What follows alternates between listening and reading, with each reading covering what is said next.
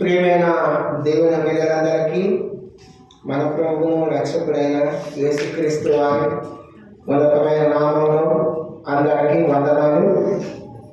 ఆరాధనలో ప్రవేశించక ముందు పరిశుద్ధ బైబిల్ గ్రంథంలో నుంచి కొన్ని మాటలు, కొన్ని లేఖన భాగాలు మనం చూసుకొని ఆరాధనలో ప్రవేశిద్దాం. రండి. మత్తయి సువార్త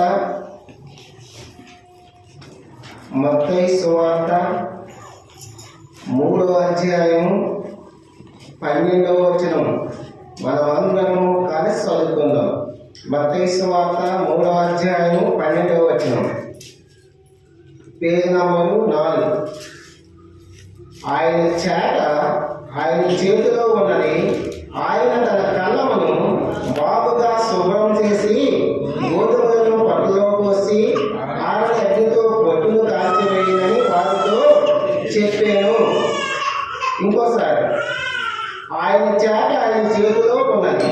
ఆయన తన కళ్ళమును బాగుగా శుభ్రం చేసి గోధుమలను పట్టులో పోసి ఆరని అగ్నితో పొట్టును కాల్చివేయనని వారితో చెప్పాను. చాట ఎవరి చేతిలో ఉంది? ప్రభు చేతిలో ఉంది. దేవుని చేతిలో చాట ఉంది. అయితే ఆయన చేతిలో చాట ఉంది కాబట్టి ఆయన తన చాటతో ఏదైనా చేస్తాడు. చాట తండ్రి. ఆ చాటతో ఏం చేస్తున్నాడట? ఆయన తన కాలంలో బాగుగా శుభ్రం చేసి గోధుమలు ఎక్కడ పోస్తున్నాడు? పొట్టులో పోస్తున్నాడు. పొట్టిని అగ్నితో కాల్చివేయబడుతున్నాడు. ప్రేమైన దేవుని బిడ్డలారా, దేవుని చేతిలో చాట ఉంది. వాక్యం, దేవుని చేతిలో వాక్యం ఉంది. ఆయన వాక్యమై ఉన్న దేవుడు. ఆయన వాక్యమై ఉన్న దేవుడు. వాక్యం ఆయన చేతిలో ఉంది. ఆ వాక్యం ద్వారా, ఆయన చేతిలో ఉన్న చాట ద్వారా నిన్ను నన్ను ఆయన శుభ్రం చేయాలనుకుంటున్నాడు. వాక్యం ద్వారా మనల్ని శుభ్రం చేయాలనుకుంటున్నాడు. దేవుడి చేతిలో ఉన్న చాటతో మన జీవితంలో మనకి ఆయన చాట చేతిలో ఉంది. ఆయన చేతిలో ఉంది. ఆయన ఆ చాటతో మనల్ని శుభ్రం చేయాలనుకుంటున్నాడు. అయితే మన జీవితంలో వేటి నుంచి దేవుడు శుభ్రం చేశాడు. ఇది మన అవసరం. మన జీవితంలో దేవుడు మనం వేటిని శుభ్రం చేశాడు. మన జీవితంలో అనేక ఉంటాయి కదా, వాటిలో వేటి నుంచి మనల్ని శుభ్రం చేశాడు. దేవుడు మనకి వేటి నుంచి శుభ్రం చేశాడు. వేటిని శుభ్రం చేశాడు మన జీవితంలో అనేది మన అవసరం. అర్థమవుతుందా? ఆయన చేతిలో ఆయన చేత ఉంది. ఆయన కాలంలో బాగా శుభ్రం చేస్తాడు మనల్ని. మన జీవితంలో యేసు ప్రభువు వారు ఏ విషయాల్లో శుభ్రం చేశాడు? మన జీవితంలో వేటిని శుభ్రం చేశాడు? దేవుడు నడిపింపు కొరకు వచ్చేలా ప్రార్థన చేసుకుందాం. పరిశుద్ధుడా, ప్రవగలిగిన పరలోకపు తండ్రి, యేసయ్యా నీకు స్తోత్రాలు, వందనాలు దేవా. ఇదిగో తండ్రి, ఆరాధన వర్తమానంలో ప్రవేశించదుగా ఈ స్థాయిని మాకు తోడుగా ఉంచి సాయం చేయమని, నీ అభిషేకం నా పైన ఉంచమని ప్రభా, నీ ఆత్మతో నింపమని ప్రభా, అయోగ్యుని ప్రభా, అవిధేయని ప్రభా, యేసయ్యా ధూళి లాంటి వాడిని ప్రభా, కలిగినది ప్రభు చూపు సాయం చేయండి. కింద కూర్చొని ప్రజలైన బిడ్డలకి బోధించే యోగ్యత అర్హత లేని వాడిని, పనికిమాల వాడిని ప్రభా యేసయ్యా, ధూళి లాంటి వాడిని ఒప్పుకుంటూ నీ పాదాలు పట్టుకుంటూ నీ అభిషేకంతో ఆత్మతో నింపు వాడుకొని మహిమ పొందమని, మాతో మాట్లాడమని, మేము ఎలా ఆరాధన చేయాలో సాయం చేసి మహిమ పొందుకోమని, సమస్త ఘనత మహిమ ప్రభాని నీకే ఆరోపిస్తూ నజరేయుడైన యేసు క్రీస్తు నామములో అడిగి బతిమలాడి వేడుకుంటున్నాం ప్రేమలోకి తండ్రి.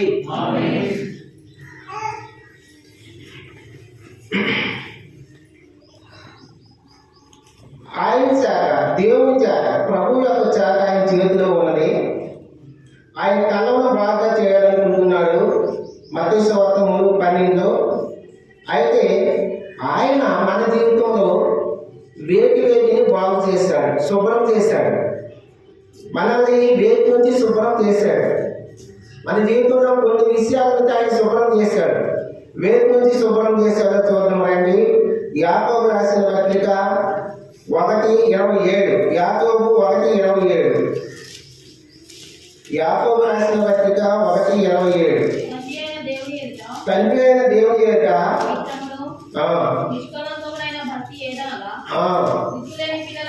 దిక్కులేని పిల్లలను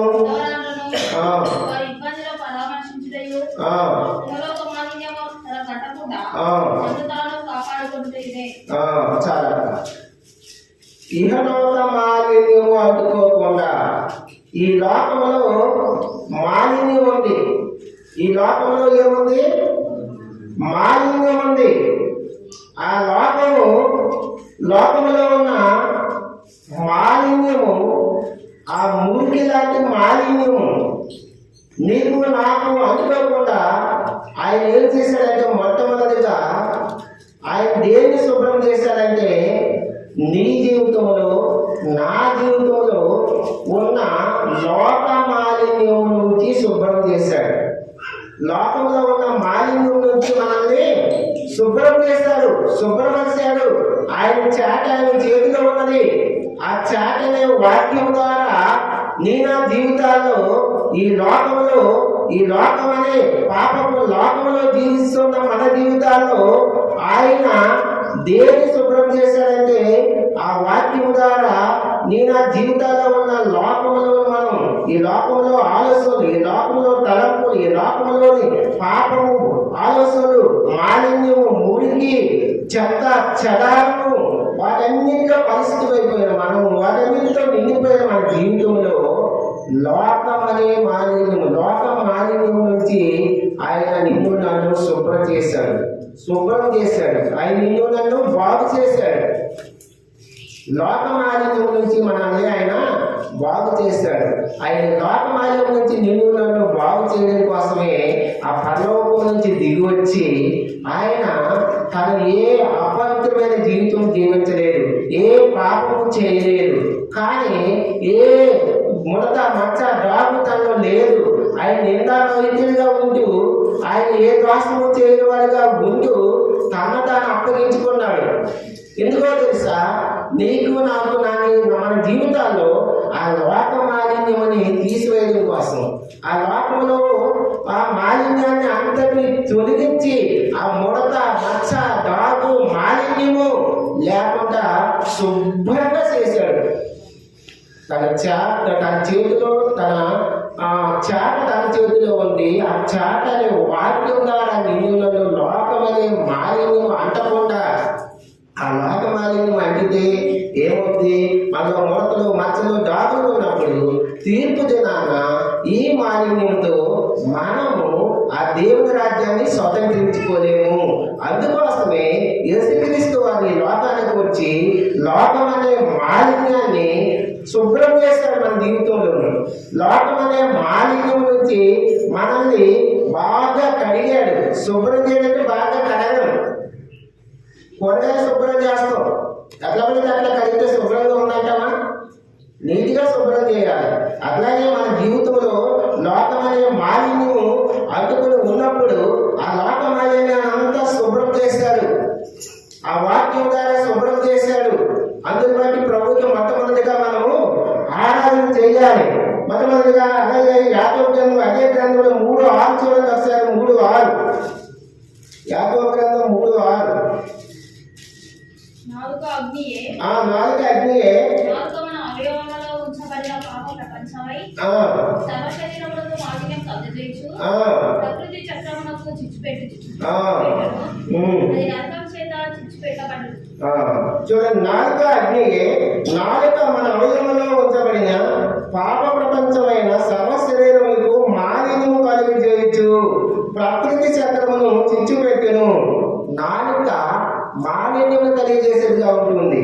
ప్రకృతి చక్రంలో స్విచ్ని పెట్టేదిగా ఉంటుంది. ఆ నాలుక ఏం మాట్లాడుతామో తెలియదు నాలుగుతో. కాబట్టి ప్రేమ దేవుని పిల్లారా, ఆ లోక మాలిన్యం మనకి అంటకుండా ఆయన శుభ్రం చేశాడు. ఆయన ఏం చేశాడు? శుభ్రం చేశాడు.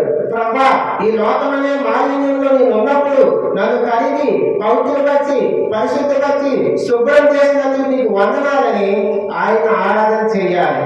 ఆయన మనము ఆరాధన చేయాలి. ఆయన చాట ఆయన చేతిలో ఉంది. ఆ చాట ద్వారా మనకి మొట్టమొదటిగా దేని శుభ్రం చేశాడు? లోక మాలిన్యం అంటకుండా శుభ్రం చేశాడు. 2 కొరింథీయులకు రాసిన పత్రిక చూడండి. 2 కొరింథీయులకు రాసిన పత్రిక 6:17 చూద్దాం. 2 కొరింథీయులు 6:17.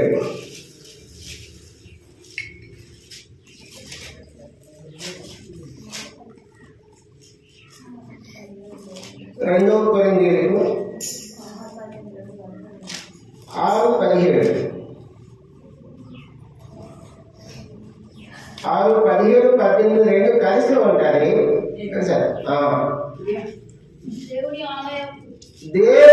దేవుని ఆలయమై ఉన్నాము, అందుకు దేవుని లాగా సెలవిచ్చుచున్నాడు. నేను వారిలో నివసించి సంచరించును, నేను వారి దేవునై ఉండును, వారు నా ప్రజలై ఉండును. కావున మీరు వారి మధ్య నుండి బయలువెళ్ళి ప్రత్యక్షంగా ఉండి అపవిత్రమైన దానిని ముట్టకూడని ప్రభు చెబుతున్నాడు. మరియు నేను మిమ్మల్ని చేర్చుకుందును, మీరు తండ్రి ఇందురు, మీరు నా కుమార్తెలై ఇందురని సర్వశక్తి గల ప్రభు చెబుతున్నాడు. మొట్టమొదటిగా ఆయన చేట ఆయన చేతిలో ఉన్నది. ఆ చేట ద్వారా దేని శుభ్రం చేశాడంటే లోక మాలిన్యం అంటుకోకుండా శుభ్రం చేశాడు. రెండోదిగా అపవిత్రమైనది మీలో ఉంది. మనలో అపవిత్రమైన జీవితం ఉంది. అపవిత్రమైన మనలో దాడి ఉంది. మోసాలు, అబద్ధం అనే అపవిత్ర కార్యాలు, అసాంఘిక కార్యాలు, పాపం అనే అపవిత్రమైన కార్యం మనలో దాసులు ఉంది. కాబట్టి దేవుని బిడ్డారా, రెండోదిగా ఆయన దేన్ని శుభ్రం చేశాడంటే అపవిత్రమైన జీవితం జీవిస్తున్నాం ఈ లోకంలో. ఎంతో మంది పిల్లలు, ఎంతో మంది యవన ప్రజలు, ఎంతో మంది ఇక్కడ వయసుతో కూడా సంబంధం లేదు. అసాంఘికమైన కార్యాలు, లోకము తలదించుకునే కార్యాలు, ఎన్నో ఘోరమైన అపవిత్రమైన కార్యాలు. సెల్ ఫోన్ లో బంధించబడుతున్నారు. ఆ సెల్ ఫోన్ లో అనేక విధాలైన అపవిత్రమైన కార్యాలకు శోధించి జాగ్రత్తము, వ్యభిచారము, వీటన్నిటికీ అనేక పిల్లలు, అనేక చిన్నపిల్లలండి. ఈ దినాల్లో చిన్నపిల్లలు కూడా సిక్స్త్ క్లాస్ చదువుతున్న పిల్లలు కూడా అనేకమైన అపవిత్రమైన కార్యాలకు లోబడిపోతున్నారు. ఆ అపవిత్రత నీలో నాలో ఉన్న అపవిత్రమైన వాటిని ఆయన బాగు చేయడం కోసం, ఆయన శుభ్రం చేయడం కోసము ఈ లోకానికి వచ్చాడు. అపవిత్రమైన వాటిని తీసివేయడం కోసము మొట్టమొదటిగా దేవుడు నీలో నాలో ఉన్న లోకమాలిన్యం అంతా శుభ్రం చేయడం కోసం ఆయన శుభ్రం చేశాడు. లోకమాలిన్యం శుభ్రం చేశాడు. రెండోదిగా అపవిత్రమైన జీవితం నుంచి శుభ్రం చేశాడు. అపవిత్రమైన జీవితము ఈ దినాల్లో మొట్టమొదటి రీసెంట్ గా పేపర్లో ఒక మంత్ ముందే చూసిన ఒక ఆమె వివాహం అయింది. ఆయనకి వివాహం అయింది, వివాహితుల సంబంధం ఉంది. తన భర్తను ప్రియుడితో కలిసి హత్య చేసేది. భర్తను ప్రియుడితో కలిసి ఎందుకు? ఇష్టం లేకపోతే ముందే వివాహం చేసుకున్న మానవచ్చు కదా? లేదు. ఇప్పుడు వాళ్ళకి పిల్లలు కూడా ఉన్నారు. ఆ పిల్లల జీవితం ఏమవుతుంది? అందుకోసం ప్రభు మనలో నీలో నాలో ఉన్న అలాంటి అపవిత్రమైన జీవితం ఏదైనా ఉంటే దాన్ని శుభ్రం చేయడం కోసమే ఆయన ఆ పరలోకాన్ని విడిచిపెట్టి ఈ లోకానికి వచ్చి మనలో ఉన్న అపవిత్రత తీసివేసిన కోసమే తాను సిలువుకు అప్పగించుకున్నాడు. ఆయనలో నాలో పాపం ఉందని మీలో ఎవరైనా స్థాపించగలరా? ఆయన సవాలిస్తాడు పరిసయ్యులకి, శాస్త్రులకి. ఆయన నాలో పాపాన్ని చూపించగలరా? అలాంటి సవాలు చేసిన వ్యక్తి ఈ లోకంలో, ఈ ప్రపంచంలో ఎవరైనా ఉన్నారా అంటే ఎవరు లేరు. నువ్వు నేను ఆరాధిస్తున్న ఆ యేసుక్రీస్తు ప్రభువారు తప్ప ఎవరు లేరు. అందుకే ఆయన సవాలిస్తున్నాడు, నాలో పాపం ఉందని మీరు స్థాపించగలరా, నిరూపించగలరా? అంటే ఆయన పాపం ఉందా? ఏ పాపము లేదు, ఏ లోపము లేదు. నీలో నాలో ఉన్న అపవిత్రతంతా తీసివేయడం కోసము ఆయన నలగొట్టబడ్డాడు.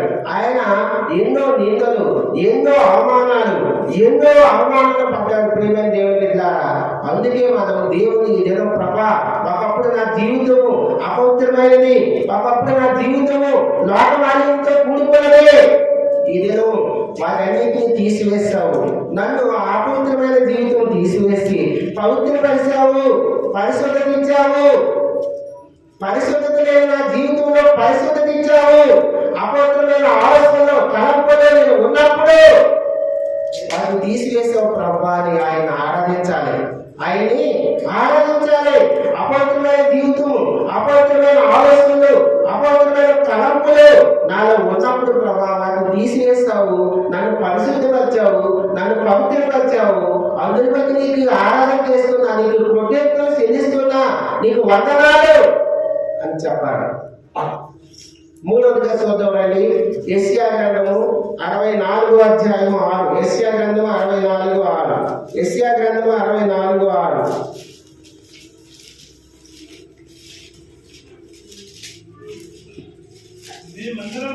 మేమందరము 64:6 మన నీతి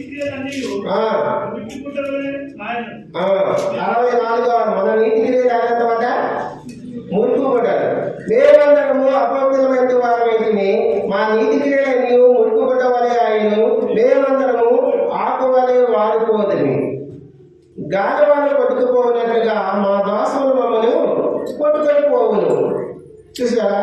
మూడవదిగా మనల్ని దేవుడు ఎలా బాగు చేయాలంటున్నాడు దేవుడి నుంచి అంటే, నీతి క్రియలు లేని వాళ్ళు మనం, మురుకుగుడ్డ లాంటి వాళ్ళు మనం. నీతి క్రియలన్నీ మురుకుగుడ్డ వలె ఉండేను, మేమందరము ఆకు వలె వాడిపోదుము, గాలి వాళ్ళు కొట్టుకుపోయినట్లుగా మా దోషములు మమ్మల్ని కొట్టుకుపోవును.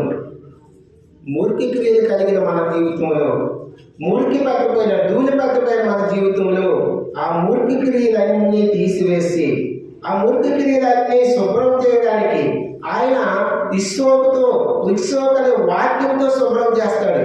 ఆయన ఇస్సోకనే వాక్యంతో శుభ్రం చేస్తాడు. ఒక సాకలు ఉన్నాడు, సాకలైన ఆ బట్టల్ని మనము సబ్బుతో శుభ్రం ఎట్లా చేస్తాడు? నా జీవితంలో, మన జీవితంలో ఆ దాగులు, ఆ మచ్చలు, ఆ దోషాలు వాటన్నిటిని తీసివేయడం కోసము, ఆయన శుభ్రం చేయడం కోసము ఆయన ఈ లోకానికి వచ్చాడు. నీతి క్రియలైన మన జీవితంలో, అపవిత్రమైన జీవితంలో నీతి క్రియలైన మనకు మురుకుగుడ్డ లాంటి మన నీతి ఎలాంటిది? మురుకుగుడ్డ లాంటిది. మన నీతి ఎలాంటిదో తెలుస్తా? మురుకుగుడ్డ ఒకసారి ఉతికిన తర్వాత మళ్ళీ మురికి పట్టుకుంటూ ఉంటుందా? వెంటనే మురికి అయిపోతుంది. వెంటనే మళ్ళీ మచ్చలు, డాగులు, ముడతలు. మన నీతి కూడా అలాంటిదే. మన నీతి మనకి అనుకూలంగా మాట్లాడితే ఒకలా నీతి ఉంటాయి, అనుకూలంగా కాకుండా వ్యతిరేకంగా మాట్లాడితే మన నీతి క్రియలు మారిపోతాయి. అప్పుడే తెలిసిపోద్ది మన నీతి ఎలాంటిదో. అప్పుడే తెలిసిపోద్ది. ఎవరైనా మనకి వ్యతిరేకంగా మాట్లాడారనుకో, అప్పుడే మనం మనలో ఉన్న ఆ సాతాను స్వభావం అంతా బయటపడుద్ది. మనలో ఉన్న నీతి క్రియలు అప్పుడు బయటకు వస్తాయి. మనలో ఎలాంటి నీతి క్రియలు ఉంటాయి? అసూయ ఉంటుంది, పగ ఉంటుంది, కోపం ఉంటుంది, మోసం ఉంటుంది, ఇంకా చాలా మంది చెప్పుకుంటూ పోతే అవన్నీ ఎప్పుడు బయటకు వస్తాయంటే, ఈ అక్క మంచిది అన్నాం అనుకో, ఓ మస్తు మాట్లాడుతాం. అలా కాకుండా ఈ అక్క ఏమో మంచిది తెలుస్తుంది కానీ ఒక్కటి మంచి బుద్ధి లేవు అనండి ఒకసారి. అప్పుడు తెలిస్తే మన నీతి క్రియ ఎట్లా ఉంటుందో. ఈ అన్న మంచిని కడతాడు కానీ ఒక్కటి కూడా సరిగ్గా లేని జీవితం అనండి. కాబట్టి మన నీతి ప్రియమైన దేవుని లాగా మురుకుగుడ్డ లాంటిది. మురుకుగుడ్డకి ఎలాగైతే అంటుకుంటారో, మనం ఈ లోకంలో సంచరించినప్పుడు అనేక బురదలు పడతాయి, మురికని బురద పడద్ది, ఆ మాలిన్యం పడద్ది. అవన్నీ తీసివేయడం కోసము యేసుక్రీస్తు ప్రభువారు మన మురికి లాంటి క్రియల్ని నీతి క్రియలుగా చేశాడు. మురికి గుండ లాంటి మన నీతిని, ఆ మురికి లాంటి మన క్రియని ఆయన శుభ్రం చేసి నీతి క్రియలుగా మార్చాడు. నీతి లేని నా జీవితంలో, నీతి మారిన వారిగా ఉన్న మన జీవితంలో నీతి ముందులుగా చేయడం కోసము అసలు మనం నీతి ముందులు ఎట్లా అవుతాం? ఆయన రక్తం ద్వారా మనం నీతి ముద్దులము. ఆయన రక్తం లేకపోతే మన నీతి ముద్దులు కాదు. మనం నీతి ముద్దులు కావాలంటే ఆయన రక్తమే మన నీతి ముద్దులుగా చేస్తుంది. రోమిలికి రాసిన పత్రికలో ఉంటుంది, మరి ఆయన రక్తం ద్వారా మనం నీతి ముద్దులము. యేసుక్రీస్తు ప్రభువు రక్తము నిష్కలంకమైంది, నిర్దోషమైంది, పరిశుద్ధమైంది రక్తము. ఆయన గోల్కొండ పర్వతంపై నీ కోసం నా కోసం ఆ కాల్చిన రక్తము మరుగున దాగుంది. ఆ పరిశుద్ధమైన రక్తము, దోషములైన రక్తము, ఆ నిష్కలంకమైన రక్తము, ఆ రక్తము ద్వారానే మనం నీతిమంతులయ్యాం. ఆ మురుగు లాంటి గుడ్డ, ఆ మురుగు క్రియలన్నీ పోయి నీతి క్రియలు వచ్చినాయి మనకి. ప్రభా నిజమే ప్రభా, నా నీతి పలికిమాలి నీతి, నీతి లేని దాన్ని, నీతి లేని వాడిని, మురుగు గుడ్డ లాంటి వాడిని నన్ను నీతి ముందుగా చేస్తావు నీ రక్తం ద్వారా. నన్ను నీతి క్రియలు చేసేవాడిగా చేస్తావు, నీతి క్రియలు చేసేవాడిగా చేస్తావు ప్రభా. అందుని బట్టి నిన్ను ఆరాధిస్తున్నా, అందుని బట్టి నీకు ఘనపరుస్తున్నా ప్రభా. నీతి మాలిందాలుగా ఉన్న నా స్థితిలో నన్ను రక్షించుకున్నావు, నన్ను నీ సన్నిధికి నడిపించావు, నన్ను నీ కుమార్తెగా చేసుకున్నావు, నన్ను నీ కుమారుగా చేసుకున్నావు. ఈ దేవుడు ఈ మందిరంలో కూర్చొని నిన్ను ఆదరించే దానికి, అంటే ఆదరించే భాగ్యంగా ఇచ్చినందుకు నీకు వందనాలు, వందనాలని చెప్పాలి. ఆయన చేతులు ఆయన చేత ఉంది, ఆయన చేత ద్వారా కళ్ళను బాగు చేస్తున్నాడు. మన జీవితంలో దేని బాగు చేశాడు అంటే మొట్టమొదటి మన జీవితంలో దేని బాగు చేశాడు? లోక మాలిన్యం అంటకుండా బాగు చేశాడు. లోకం అనే మాలిన్యంలో మనం సంచరిస్తున్నాం, మనల్ని ఆ లోక మాలిన్యం అంటకుండా శుభ్రం చేశాడు. రెండోదిగా అపవిత్రమైన జీవితం తీసివేసి పరిశుద్ధమైన జీవితం ఇచ్చినందుకు వందనాలు ప్రభు అని చెప్పాలి.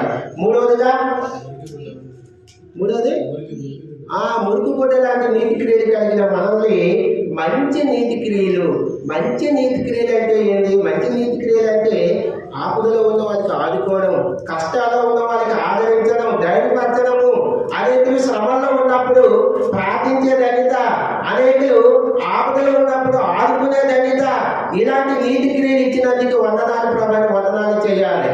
మూడవదిగా నీతి మాలిన ముక్కు కూడా లాంటి మన నీతిని తీసివేసి మంచి నీతి క్రియలు ఇచ్చినందుకు వందనాలు చేయాలి. రెండో సమయాల గ్రంథం రండి, రెండో సమయాల గ్రంథము 12వ అధ్యాయం, రెండో సమయాల గ్రంథం 12వ అధ్యాయం, రెండో సమయాల గ్రంథం 12వ అధ్యాయంలో 12-13 చదవడం. నేను పాపం చేసినని దావీదు నాతానుతో అనగా, నాతాను నీవు సావకున్నట్లు యెహోవా నీ పాపమును పరిహరించును.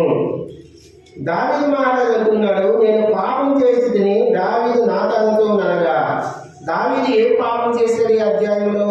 దీనికంటే ముందు అధ్యాయంలో 11వ అధ్యాయంలో ఏం పాపం చేశాడంటే, ఒక వివాహమైన స్త్రీతో పాపం చేశాడు. బెత్షెబాతో పాపం చేశాడు. బెత్షెబాతో పాపం చేసినప్పుడు నాతాను ప్రవక్త వచ్చి ఒక స్టోరీ చెప్తాడు. అదన్నా మనందరికీ తెలిసిందే. ఒక ధనవంతుడు ఉన్నాడు, ఒక బీదవాడు ఉన్నాడు. ధనవంతుడి ఇంటికి అనేకులు వచ్చారు.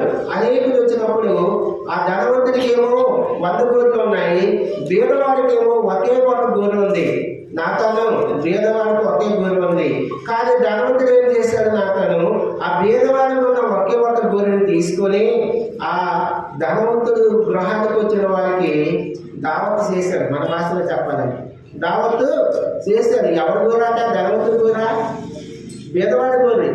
దావత్ చేస్తే ఈ కార్యం చేసిన వాడు ఇక్కడ అంటాడు. దావీదు మాట చూడండి, 5వ వచనం చివరిలో, దావీదు ఈ మాట విని ఆ మనుషుల మీద బహుగా కోపగించుకొని, యెహోవా జీవంతో నిశ్చయంగా ఈ కార్యం చేసిన వాడు మరణ పాత్రుడు. ఈ కార్యం చేసిన వాడు మరణానికి పాత్రుడై ఉన్నాడు.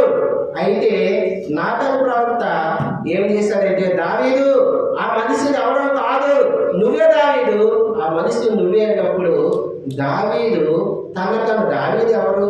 గొప్ప రాజు, ఇశ్రాయేలు యొక్క సర్వ సమాజానికి 12 గోత్రులకి గొప్ప రాజుగా ఉన్న దావీదు నాతాను ప్రవక్త చెప్పిన మాటకి లోబడి తనలో పాపం ఉంది, అపవిత్రమైన జీవితం ఉందని ఒప్పుకొని, నిజమే నేను పాపం చేస్తానని ఒప్పుకున్నాడు.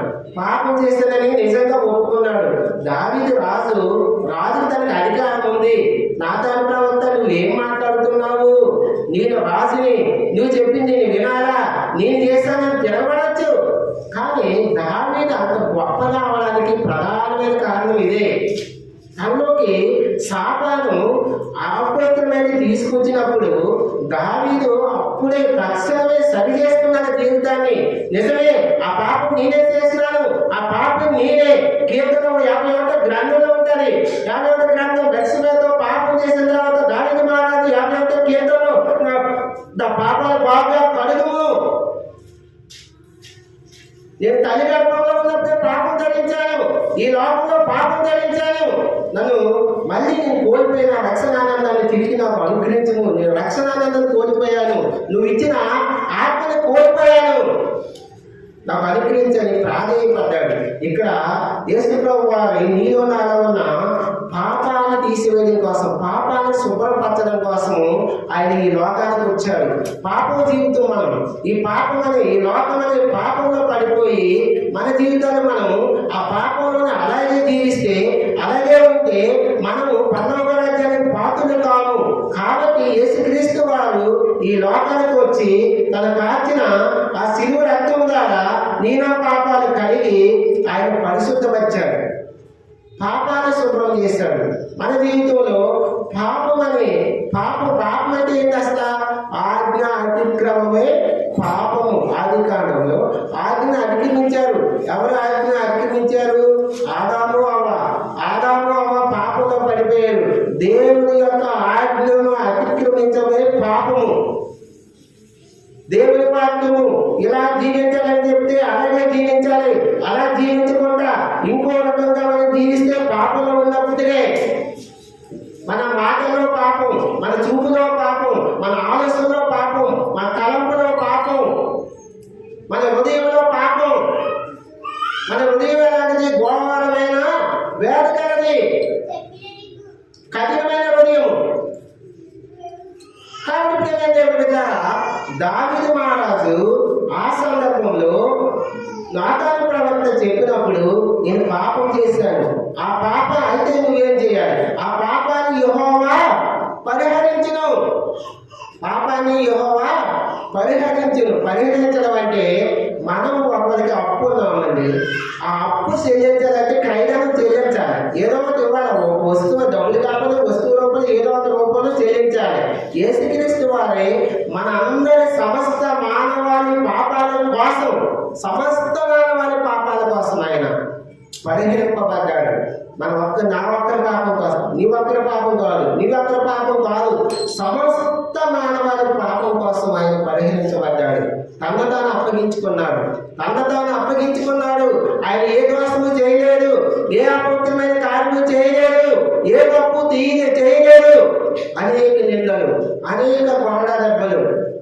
ప్రియమైన దేవుని బిడ్డలారా, ఎందుకంటే ఈ లోకంలోని ప్రజలందరూ పాపంతో ఉంటే మరణించిన తర్వాత మనం పరలోక రాజ్యానికి వెళ్ళలేమని ఆయన ఏం చేశాడు? నేను పాపులను రక్షించడానికి వచ్చాను, నీతిమంతులు కాదు. ఎవరు నీతిమంతులు రక్షించడానికి నేను రాలేదు, పాపుల కోసం వచ్చాను. ఆ పాపంలో జీవించి మరణిస్తే పరలోక రాజ్యం లేదు, నిత్య నరకం ఉంది, ఆ అగ్నిగుండం ఉంది, అగ్ని ఆడదు, పురుగు సావదు, నిత్యము ఆత్మ అగ్నిలో నశించిపోవాలి, కాలిపోతూ ఉండాలి అనుకుని ఆ పాప స్వభావాన్ని తీసివేయడం కోసం ఆయన నీ కోసం నా కోసము తన ప్రాణాన్ని పణంగా పెట్టి పరిహరించాడు. మన దోషాల కోసం, మన పాపాల కోసం ఆయన అప్పగించుకున్నాడు. మొట్టమొదటిగా తన చేతిలో ఉంది చాలా మనం శుభ్రం చేస్తాడు. కళ్ళను శుభ్రం చేసినట్టుగా నిన్ను నన్ను శుభ్రం చేస్తున్నాడు. మొట్టమొదటిగా లోకమాలిని అంటకుండా శుభ్రం చేశాడు. రెండోదిగా అపవిత్రమైన ఆత్మ లేకుండా శుభ్రం చేశాడు. మూడోదిగా నీతి క్రియలు మనల్ని నీతి క్రియలుగా చేయడం కోసం మురుకు కొట్టేలాగా మన క్రియల్ని శుభ్రం చేశాడు. నాలుగోదిగా పాపం నుంచి పరిహరించాడు, పాపాన్ని క్షమించాడు, తీసివేశాడు. మత్తయి సువార్త 9:24 చూద్దాం. మత్తయి 9:24. మత్తయి 9:24. మత్తయి సువార్త 9:24. స్థలమీయుడి ఈ చిన్నది నిద్రించుచున్నదే గాని చనిపోలేదని వారితో చెప్పగా వారు ఆయన్ను అపహరించిరి. ఒక చిన్నది ఉంది. ఆమె ఒక నాయుడని చిన్నది ఉంది. ఆ చిన్నదాని కుమార్తె చనిపోయింది. చిన్నదాని కుమార్తె ఏమైంది? చనిపోయింది. చనిపోయినప్పుడు ఇక్కడ పైన ఉంటుంది, అక్కడ 18వ వచనం చూడండి. ఆయన ఈ మాటలు వారితో చెప్పుచుండగా ఇదిగో ఒక అధికారి వచ్చి ఆయనకు మొక్కి, నా కుమార్తె ఇప్పుడే చనిపోయినది, ఆయనను నీ వచ్చి నీ చెయ్యి ఆమె మీద ఉంచుము, ఆమె బ్రతుకుతున్నది. ఒక చిన్న ఆమె చనిపోయింది. చనిపోయినప్పుడు వచ్చినప్పుడు నాయుడు ఆ చిన్నది ఆయన కుమార్తె, ఆయన ఒక అధికారి ప్రభు వద్దకు వచ్చినప్పుడు ఆయన ఆ గృహంలోకి వెళ్ళాడు. చూడండి ఇక్కడ ఏం చేశాడు. స్థలమీయుడు ఈ చిన్నది నిద్రించుచున్నదే కానీ చనిపోలేదని వారితో చెప్పగా వారు ఆయనను అపహరించేది. జనసమూహమును పంపివేసి ఆయన లోపలికి వెళ్ళి ఆమె చేయి పట్టుకొని కానీ ఆ చిన్నది లేచెను. ఆ చిన్నది ఏమైంది? ఇంతకుముందు ఏమైంది? చనిపోయింది. ఇప్పుడు ఏమైంది? ఆయన చేయగానే ఏమైంది? జీవంలోకి వచ్చింది. కాబట్టి ఇప్పుడు ఏమైంది? అపవిత్రమైనది అంటే అపవిత్రమైన ఆత్మ, ఇక్కడ ఆత్మ చనిపోయింది, మళ్ళీ జీవంలోకి వచ్చింది. అపవిత్రమైన అంటే ఆత్మ, మరణించిన ఆత్మను జీవంలోకి నడిపించడం కోసం మనల్ని శుభ్రం చేసి మరణకరమైన ఆత్మ ఈ చిన్నది మరణించి ఉన్నది, మరి నిజంగా మరణించే ఉన్నది. కాబట్టి ఆయన చెయ్యి వేయడం ద్వారా ఆమె ఆ మరణం నుంచి జీవంలోకి వచ్చింది. మన ఆత్మకు మరణం ఉంది. మన ఆత్మకు మరణము ఉంది. ఆ మరణం ఆత్మీయ మరణం. ఆత్మీయ మరణం అంటే ఏంటి? మనం నిత్య ఆత్మలో కాలిపోవడమే ఆత్మీయ మరణం. ఆత్మకు మరణం ఉంది కాబట్టి ఆ మరణాన్ని తప్పించి నీ ఆత్మకు నా ఆత్మకు జీవంలో నడిపించడం కోసం ఆయన ఈ లోకానికి వచ్చాడు. ప్రభువా, నిజమే, నా తప్పులు బట్టి, నా దోషాలను బట్టి, నా పొరపాట్లను బట్టి, నా పాపను బట్టి, నా అవిధేయమైన జీవితం బట్టి నా ఆత్మకు మరణం ఉంది. రెండో మరణం ఉంది నా ఆత్మకి. ఆ ఆత్మకు రావాల్సిన మరణాన్ని తప్పించి జీవంలోకి నడిపించావు. అందుని బట్టి నేను ఆరాధిస్తున్నా. నా ఆత్మీయ మరణాన్ని తప్పించినందుకు నీకు వందనాలు. ఆత్మీయ మరణాన్ని తప్పించినందుకు, నాకు జీవంలోకి నడిపించినందుకు నీకు వందనాలని ఆయన ఆరాధన చేయాలి. మనం 5 ఏమైనా ఆరాధన చేయాలి? ఆత్మీయ మరణం నుంచి జీవంలోకి నిన్ను నడిపించినందుకు ప్రభువుకి ఆరాధన చేయాలి. ఆత్మకి మరణం ఉంది. ఆ నిత్య నరకంలో అగ్నిలో కాలిపోవాలి, అగ్నిగుండంలో కాలిపోవాలి. అక్కడ అగ్ని ఆడదు, పురుగు చావదు. కాబట్టి అలాంటి స్థితిలో నుంచి, ఆత్మీయ మరణం నుంచి ఆయన నిన్ను నన్ను తప్పించి మన ఆత్మకు జీవాన్ని ఇచ్చినందుకు ఆయన మనం ఆరాధన చేయాలి. ఆయన మనం ఏం చేయాలి? ఆరాధన చేయాలి. మొట్టమొదటిగా మన జీవితంలో ఆయన చేసి దేన్ని శుభ్రం చేశాడు? లోకమాలిన్యం అంతకుండా శుభ్రం చేశాడు. రెండవదిగా అపవిత్రమైన జీవితం నుంచి పరిశుద్ధమైన జీవితంలో నడిపించాడు. మూడవదిగా మురుకు గుడ్డ లాంటి నీతి క్రియలు, మన నీటి మురుకు గుడ్డ లాంటిది, దాన్ని తీసివేసి మంచి నీటి క్రియలు ఇచ్చినందుకు ఆయన ఆరాధన చేయాలి. నాలుగోదా పాపమును పరిహరించడం కోసం తను అప్పగించుకొని ఆ పాపం నుంచి మనకి విడుదల, విమోచన ఇచ్చాడు. అందుని బట్టి ఆయన ఆరాధన చేయాలి. ఐదవదిగా ఆత్మీయ మరణం. ఆత్మకు మరణం ఉంది. ఆ మరణం తప్పించి మనకు జీవంలోకి నడిపించినందుకు ఆయన్ని ఆరాధన చేయాలి. ఐదవదిగా ఆత్మీయ మరణం తప్పించినందుకు ఆయన్ని ఆరాధన చేయాలి. లోకాసు వార్త 19 చూద్దాం. లోకాసు వార్త 19. లూకాసు వార్త 19:8 చూడండి. 19:8 జక్కయ్య నిలవబడి, ఇదిగో ప్రభువా, నా ఆస్తిలో సగం బీదలకు ఇచ్చుచున్నాను. నేను ఎవరి వద్దైనను అన్యాయంగా దేన్నైనను తీసుకుని ఎడల అతనికి 4 గంటలు మరలా చెల్లించదనని ప్రభువుతో చెప్పాను. ఇక్కడ పొట్టివాడైన జక్కయ్య ట్యాక్సీ ఆఫీసర్. ఇన్కమ్ ట్యాక్సీ వసూలు చేస్తాడు. ఇన్కమ్ ట్యాక్సీ కాదు, ఇది వెహికల్కి అవన్నీ ట్యాక్సీ వసూలు చేస్తాడు కదా. ఏంటది? అదే ట్యాక్సీ వచ్చి ఆస్తి కూడా గొప్ప ధనవంతుడిగా ఉన్నాడు జక్కయ్య నిలవబడి, ఇదిగో ప్రభువా, నా ఆస్తిలో సగం బీదలకు ఇస్తున్నాను. నేను ఎవరి వద్ద అయిందో అన్యాయంగా దేన్నైనా తీసుకున్నాను. అన్యాయపు జీవితం. జక్కయ్యలో ఏ జీవితం కనిపిస్తుంది? అన్యాయపు జీవితంతో నేను అన్యాయం చేసి జీవిస్తున్న మన జీవితాల్లో శుభ్రం చేశాడు, బాగు చేశాడు. అన్యాయం జీవితాన్ని శుభ్రం చేయడం, బాగు చేయడం అంటే శుభ్రం చేశాడు. అన్యాయంగా జక్కయ్య ఎవరి దగ్గర పడితే వాళ్ళ దగ్గర వసూలు చేసేవాడు. అన్యాయంగా నీతి లేనివాడుగా వసూలు చేసేవాడు. ఎంత పడితే అంత వసూలు చేసుకుని ధనాన్ని సమకూర్చుకున్నాడు. ఒక సందర్భం వచ్చింది. యేసుక్రీస్తు ప్రభువారు ఆ మార్గంలో పోయినప్పుడు చెట్టెక్కాడు జక్కయ్య. ఎందుకు చెట్టెక్కాడు? పొట్టి వాళ్ళ కనిపించడని.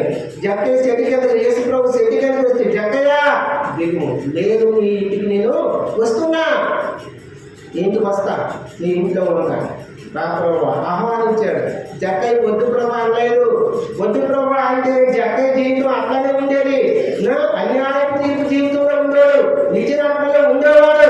రా ప్రభు అని ఆహ్వానించాడు. దేవుడి ద్వారా దేవుడు వాక్యం మనతో మాట్లాడినప్పుడు మన హృదయంలోకి వాక్యాన్ని తీసుకొని ఆహ్వానించాలి. జక్కయ్య జీవితం అక్కడే మారిపోయింది. అన్యాయపు తీర్పు కలిగిన జక్కయ్య, అన్యాయంగా వసూలు చేసుకున్న జక్కయ్య జీవితం ఎప్పుడైతే యేసుక్రీస్తు ప్రభువును ఇంటిలోకి ఆహ్వానించాడో జీవితం మారిపోయింది. తర్వాత ఏమైంది చూద్దాం.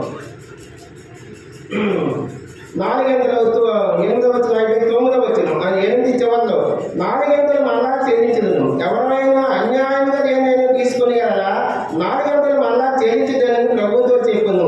అందుకు యేసు, ఇతడు అబ్రహాము కుమారుడే, ఎందుకనగా నేను ఈ ఇంటికి రక్షణ వచ్చి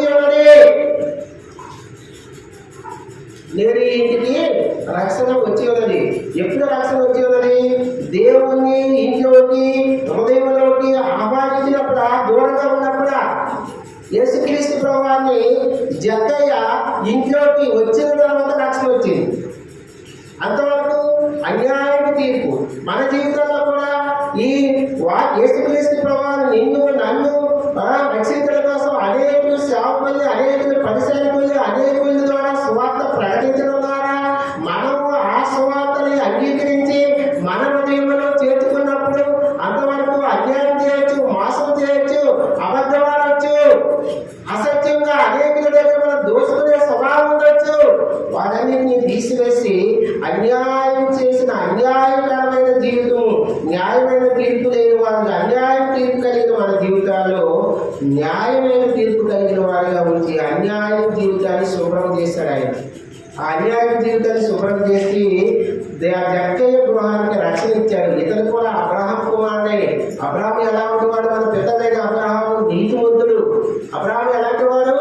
నీతిమంతుడు. అతను నీతిమంతుడికి తండ్రి ఆయన. అందుకే ఇతను కూడా అబ్రహాము కుమారుడే. దేవుడు వెళ్ళారా? అన్యాయపు జీవితాన్ని శుభ్రం చేశాడు ఆయన. అన్యాయం జీవితాన్ని ఏం చేశాడు? ప్రభువు శుభ్రం చేశాడు. తర్వాత సంఖ్యాకాండము 11:4 చూడండి. సంఖ్యాకాండము 11:4 చివరిగా సంఖ్యాకాండం 11:4 వాడు మధ్యన ఉన్న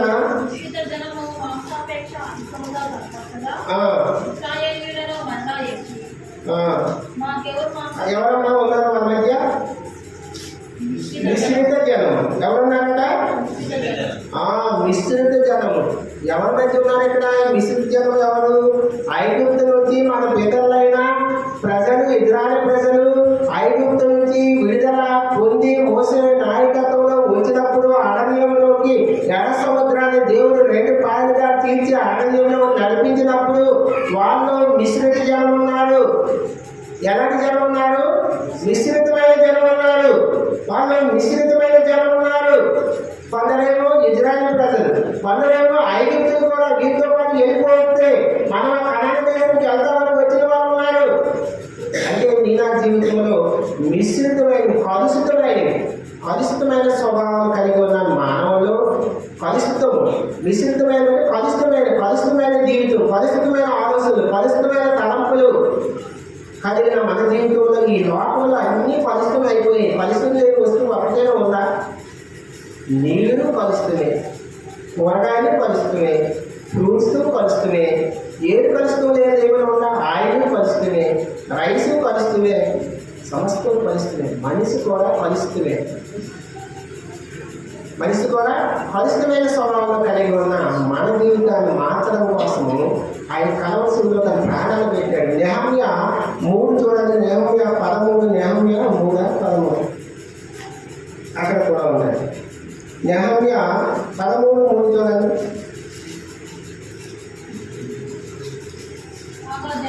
కాగా జనులు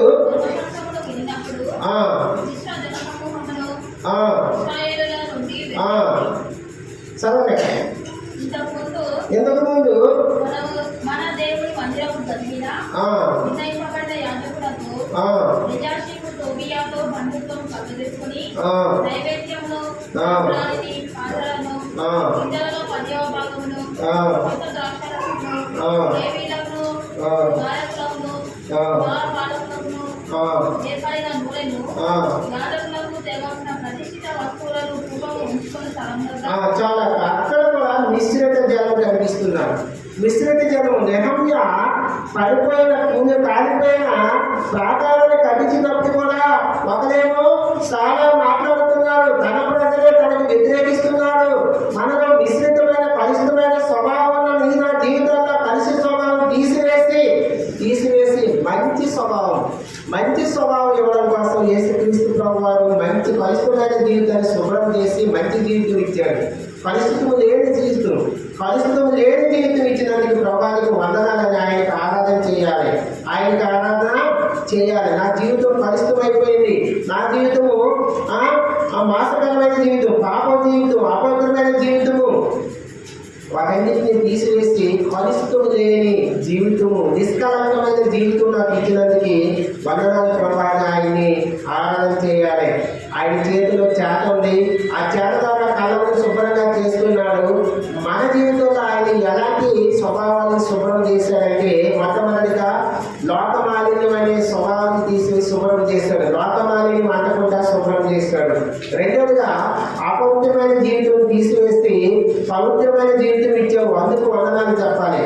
మూడవదిగా నీతి క్రియలు, మొక్కుబిడ్డలాంటి నీతి క్రియలు కలిగిన మనల్ని తీసివేసి మంచి నీతి క్రియలు కలిగే బిడ్డగా చేసినందుకు వందనాలు చెప్పాలి. ఐదవదిగా పాపాన్ని పరిహారించాడు, పాపాన్ని విడుదల విమోచన ఇచ్చాడు. మన పాపం జీవితము తీసివేసి విడుదల ఇచ్చినందుకు వందనాలు చెప్పాలి. ఐదవదిగా ఆత్మీయ మరణం నుంచి తప్పించి జీవనం నడిపించినందుకు వందనాలు చెప్పాలి. ఆరోజుగా అన్యాయం తీర్పు కలిగిన మన జీవితాల్లో మంచి జీవితం జీవించినట్టు చేసినట్టుగా వందనాలు చెప్పాలి. ఏడుగా కలుషితమైపోయిన మిశ్రిత జనంగా ఉన్న మన జీవితాల్లో ఇప్పుడు కలుషితం లేని స్వభావం కలిగి జీవించే వారిగా ఆయన చేసినందుకు ప్రభానికి వందనాలని ఆయన ఆరాధన చేయాలి. దేవుడు ఈ కొన్ని మాటలు దీవించుడుగా.